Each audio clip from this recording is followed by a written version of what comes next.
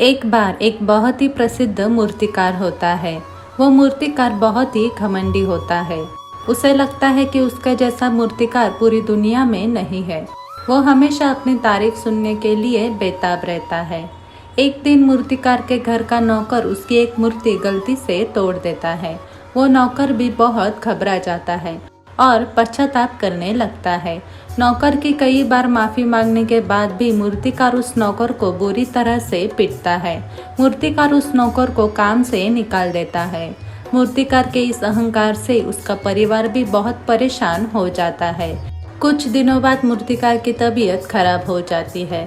इलाज करने के बाद वह अपने घर चला जाता है। कुछ दिनों बाद वह फिर से बीमार पड़ जाता है। लगातार इलाज करने के बाद भी वह मूर्तिकार ठीक नहीं हो पाता। थोड़े दिनों बाद पता चलता है कि उस मूर्तिकार को एक गंभीर बीमारी है जिससे वो कभी भी मर सकता है। डॉक्टर उस मूर्तिकार को बताते हैं कि आपके पास बहुत कम समय है, अब आपका इलाज नहीं हो सकता। ये बात सुनकर वो मूर्तिकार और उसका परिवार सदमे में रह जाते हैं। अपने मृत्यु की बात सुनकर मूर्तिकार को बहुत बड़ा सदमा पहुंच जाता है और वह बहुत ही परेशान हो जाता है। थोड़े दिनों बाद जब मूर्तिकार की तबीयत और भी ज्यादा खराब होने लगती है तब वो बहुत ही घबरा जाता है।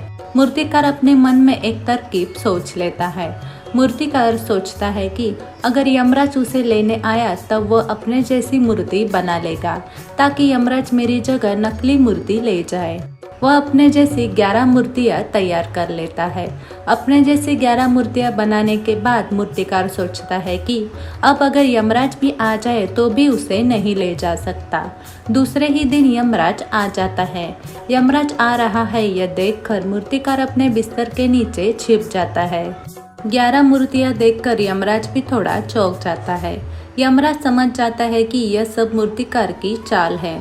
थोड़ी देर बाद सोचने के बाद यमराज बोलने लगता है कि मूर्तियाँ तो बहुत ही अच्छी है, लेकिन जिसने भी ये मूर्तियाँ बनाई हैं उसकी मैं तारीफ करना चाहता हूँ। कौन है वो महान कलाकार? उस महान कलाकार के मैं पाँव छूना चाहता हूँ, लेकिन अफसोस वो महान कलाकार मुझे नहीं दिख सकता। अपनी तारीफ सुनकर वो मूर्तिकार खुशी से बहकने लगा। वो मूर्तिकार बिस्तर के नीचे से बाहर आया और यमराज से कहने लगा कि मैं ही हूँ वो महान कलाकार। मेरे जैसा महान कलाकार इस दुनिया में कोई नहीं है। यह सुनकर वो यमराज हंसने लगा और कहने लगा कि आखिरकार तुम्हारा अहंकार तुम्हें मृत्यु के पास लेकर ही आया। मैं जानता हूँ कि तुम बहुत अहंकारी इंसान हो। तारीफ सुनने के बाद तुम्हें इस बात का भी ध्यान नहीं रहा कि मैं एक यमराज हूँ। तुम्हें अहंकार नहीं होता तो तुम अपनी तारीफ सुनने के लिए बाहर नहीं आते। यह सुनकर मूर्तिकार पश्चाताप से रोने लगता है और यमराज उस मूर्तिकार को अपने साथ लेकर जाता है। आप सभी को यह कथा पसंद आई हो तो हमारे इस चैनल को जरूर लाइक, शेयर और सब्सक्राइब करें। धन्यवाद।